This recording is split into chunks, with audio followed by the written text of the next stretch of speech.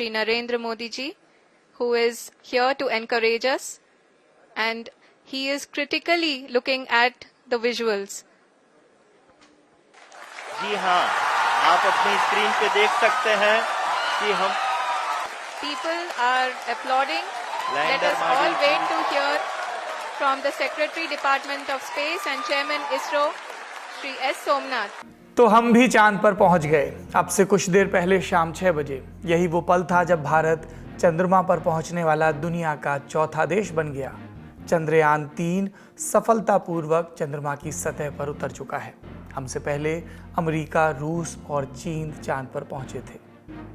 Space research में भारत के लिए आज ऐतिहासिक दिन है। जो बाधाएं मिशन चंद्रयान 2 में आई थीं, इस बार उनसे पार पाते हुए भारत का चंद्रयान 3 चांद पर पहुंच गया।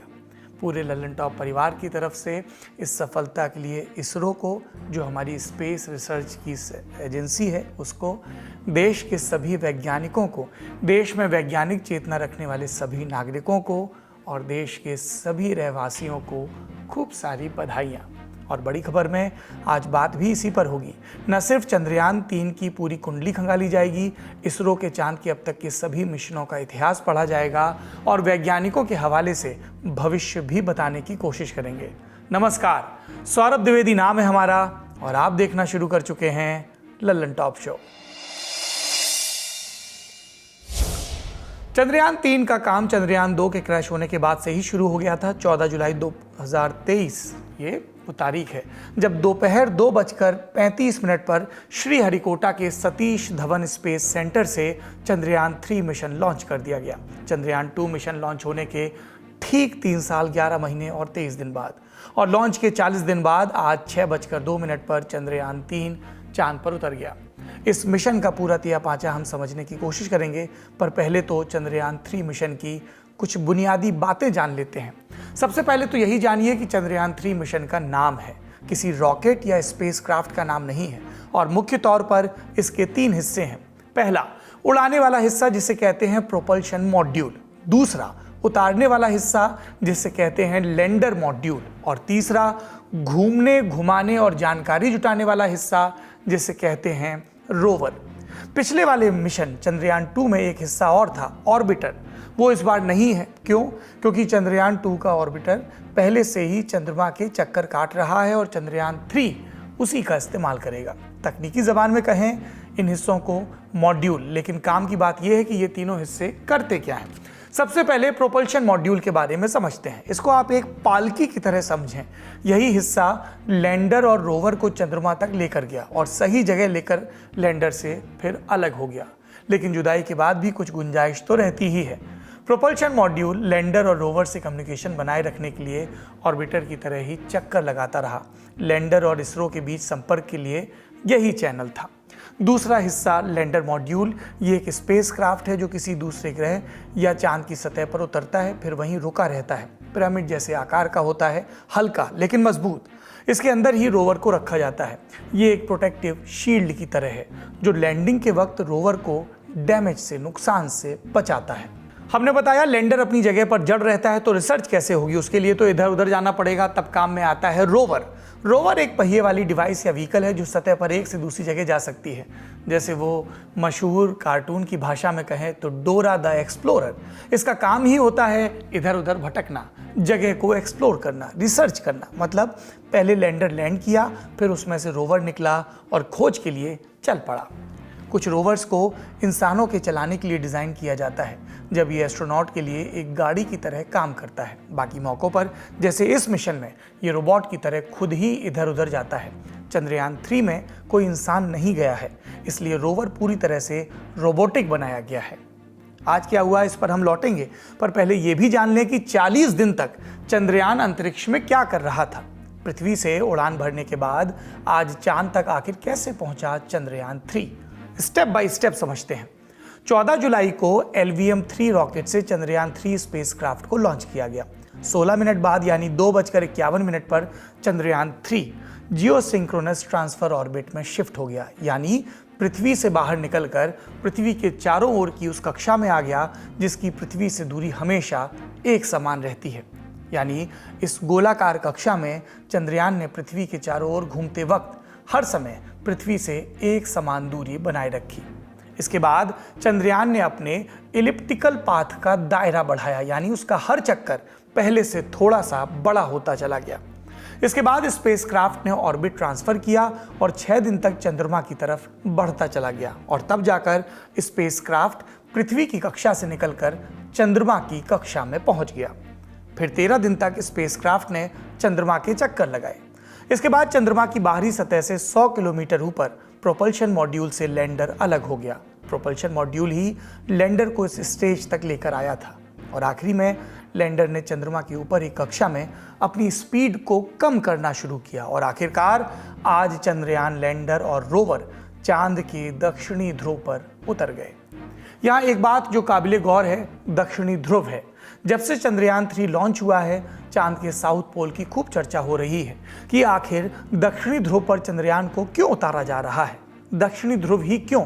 असल में चंद्रमा के दक्षिणी ध्रुव के कई बड़े हिस्सों पर क्रेटर मौजूद हैं। सरल भाषा में समझें तो गड्ढे हैं और यहाँ पर अरबों बरस से सूर्य की रोशनी नहीं पड़ी है और इसीलिए चांद के दक्षिणी ध्रुव का तापमान काफ़ी कम है। तो उम्मीद ये जताई गई कि यहाँ के क्रेटर्स यानी गड्ढों में बर्फ मिल सकती है। इसीलिए सारे ताकतवर देशों ने अपने मून मिशन में चांद के दक्षिणी ध्रुव पर फोकस किया और वहां पहुंचने की कोशिश की। लेकिन सबसे महत्वपूर्ण बात यह है कि चांद के दक्षिणी ध्रुव के क्रेटर्स पर सौरमंडल के पैदा होने से जुड़े सबूत भी मिल सकते हैं। इसकी वजह वहाँ की अनूठी रचना बताई जाती है और इन्हीं विशेषताओं के चलते वैज्ञानिक ऐसा भी मानते हैं कि चांद का ये इलाका मानव बस्ती बसाने की क्षमता रखता है। मतलब चांद के इस इलाके पर प्लॉट काटे जा सकते हैं। अमेरिका का नासा भी अपने आर्टेमिस 3 कार्यक्रम के जरिए चांद पर 2025 में जो मानव अभियान भेज रहा है वो दक्षिणी ध्रुव पर जाएगा। दुनिया के दूसरे कई देशों की अंतरिक्ष एजेंसियां और निजी कंपनियां चंद्रमा के क्षेत्र का पता लगाने के लिए मिशन की योजना बना रही हैं। लेकिन भारत ने इतिहास रचते हुए चंद्रमा के साउथ पोल पर चंद्रयान 3 को लैंड करा दिया। चंद्रयान 3 मिशन से क्या पता चलेगा? लाख टके का सवाल कि जिसके लिए हमने दुनिया जहान एक कर दिए, तालियां बजाई, जश्न मनाया, बधाइयां दी, गले लगे, उस चंद्रयान से मिलने क्या वाला है? तो एक बात समझिए, चंद्रयान 3 मिशन से सीधे तौर पर कोई नई चीज नहीं मिलने जा रही। जैसे कि पहले के मिशन थे उनकी तरह ये भी एक खोजी अभियान है, यानी एक एक्सपेरिमेंट है। लेकिन इस मिशन से इसरो को मिलने वाला है डेटा और ये डेटा नया होगा और ये भविष्य में चांद को लेकर बड़ी संभावनाओं के रास्ते खोल सकता है। आप पूछेंगे कैसे? तो ऐसे समझिए कि चांद पृथ्वी से करीब 3,84,000 किलोमीटर दूर है। फिर भी चांद पृथ्वी को प्रभावित करता है क्योंकि पृथ्वी अपने एक्सिस पर झुकी हुई है और इस झुकाव को नियंत्रित करने का काम चांद भी करता है और इसी नियंत्रण से पृथ्वी की जलवायु भी प्रभावित होती है। आप जानते हैं समुद्र में ज्वार भाटा आता है जिसे हम हाई टाइड, लो टाइड भी कहते हैं। ये किसकी वजह से है? चांद की वजह से।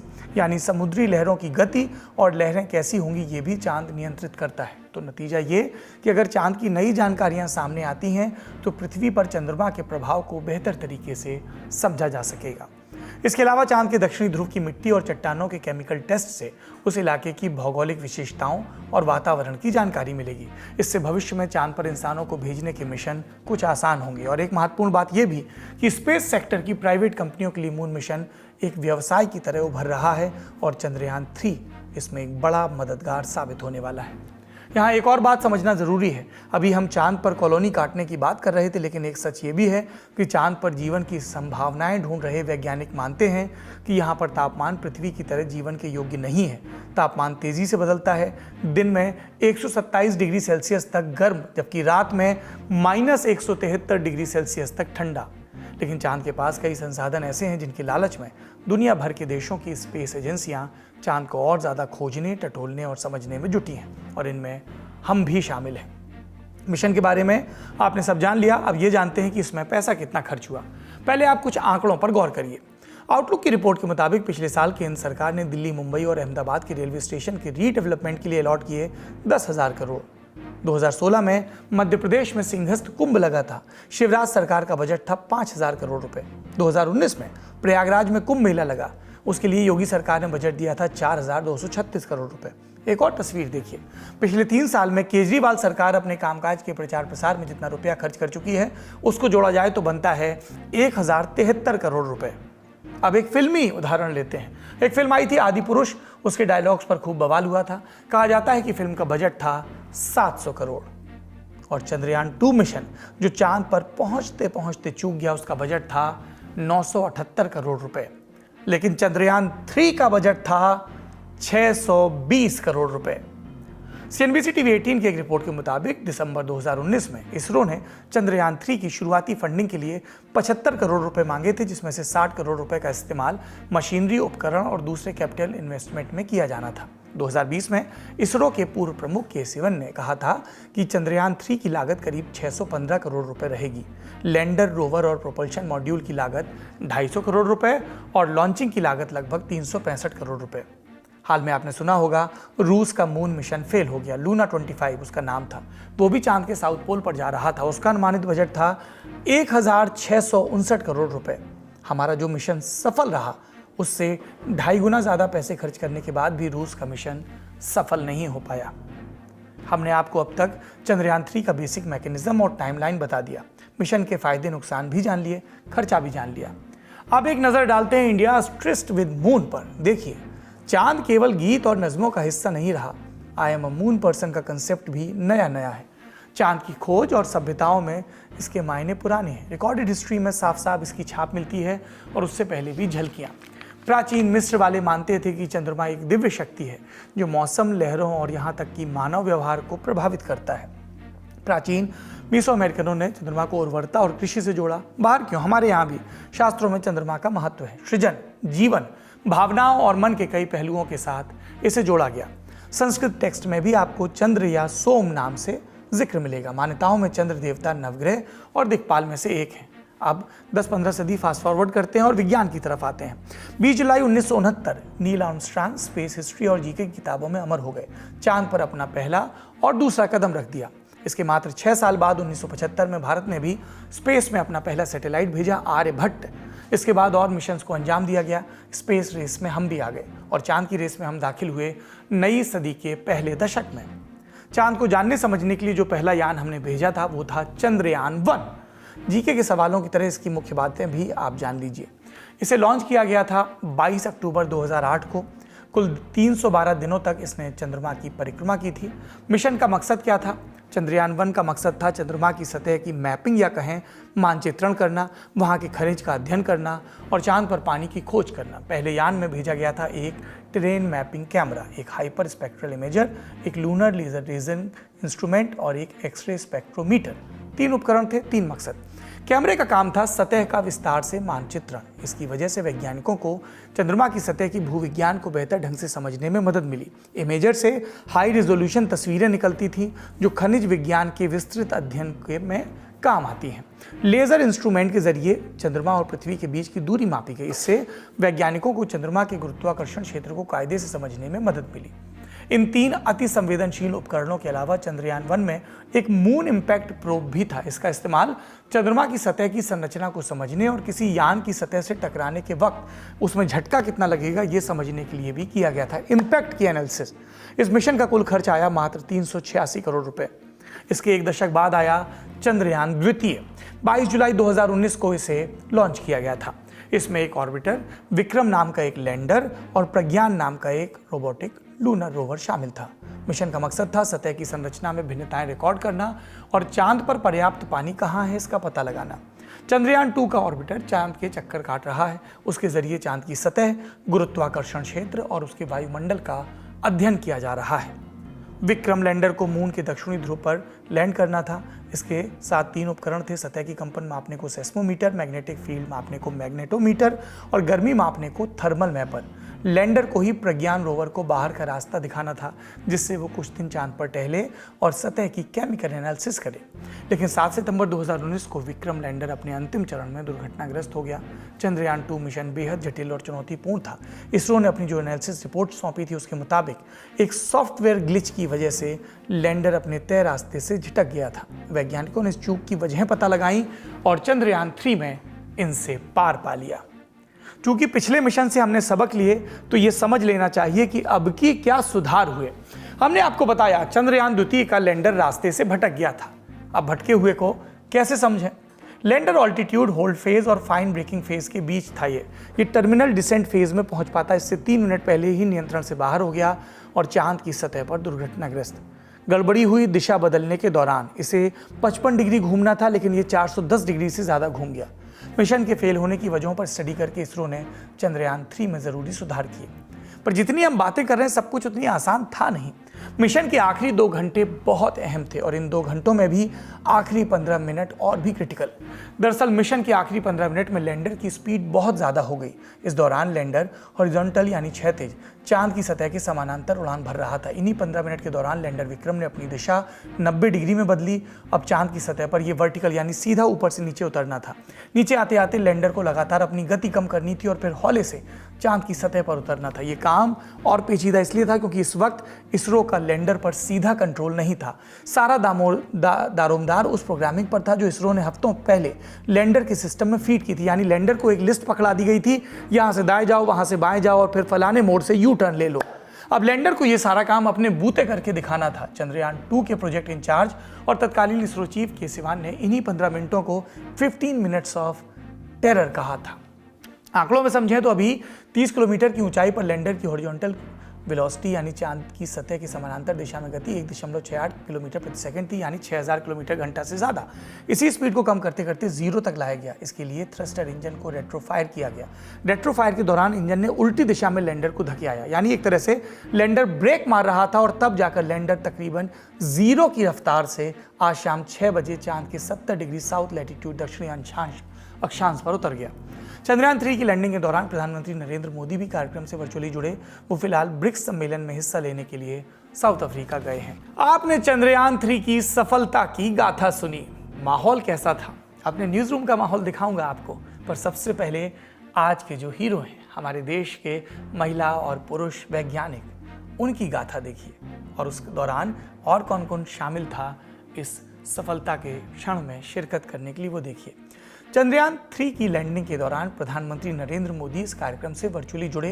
वो फिलहाल ब्रिक्स सम्मेलन में हिस्सा लेने के लिए दक्षिणी अफ्रीका गए हैं। उन्होंने कहा, चंदा मामा अब दूर के नहीं टूर के हैं। मेरे परिवारजनों, चंद्रयान महाअभियान की ये उपलब्धि भारत की उड़ान को चंद्रमा की कक्षाओं से आगे जाएगी। हम हमारे सौर मंडल की सीमाओं का सामर्थ्य परखेंगे और मानव के लिए ब्रह्मांड की अनेक संभावनाओं को साकार करने के लिए भी जरूर काम करेंगे। मिशन सफल रहा। अब इस सफलता के पीछे के चेहरों को पहचान लीजिए, क्योंकि ये उनकी ही मेहनत और बुद्धिमत्ता का नतीजा है कि चांद पर तिरंगा लहरा रहा है। इस पूरे प्रोजेक्ट को देख रहे थे वीर मुथुवेल प्रोजेक्ट डायरेक्टर थे, मिशन को ट्रैक करने वाले। ISRO telemetry tracking and command network यानी ISTRAC के डायरेक्टर थे BN रामकृष्णा। ये दूसरे महत्वपूर्ण व्यक्ति हैं। UR राव स्पेस सेंटर, जिसे पहले इसरो सैटेलाइट सेंटर ISA के नाम से जाना जाता था, उसके डायरेक्टर M शंकरन। चंद्रयान 3 के मिशन डायरेक्टर थे S Mohana Kumar. Liquid propulsion system centre के director V Narayanan. Vikram Sarabhai space research centre के डायरेक्टर S उन्नीकृष्णन। ये सभी देश के नामी साइंटिस्ट हैं। इनके नाम याद कर लीजिए। इनकी बरसों की मेहनत आज चांद पर दिख रही है। इस मेहनत पर इसरो के डायरेक्टर S सोमनाथ ने क्या कहा, आइए सुनते हैं। Let me take this opportunity to thank the people behind this mission. The project director of Chandrayaan 3, he is here. Veera Muthuvel, congratulations to you. The associate director, Kalpana, and the mission operations director, Srikanth. And the satellite was built at UR Rao Satellite Center, Shankaran, the director.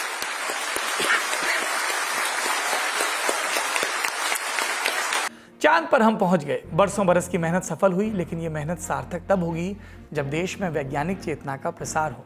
कोई लड़का या लड़की अपने घर में ये कहे कि उसे साइंटिस्ट बनना है, तो स्कूलों की दूरी, माध्यम की जटिलता या विषय उसके जेंडर के अनुकूल है या नहीं, ऐसे अवरोध ना आए।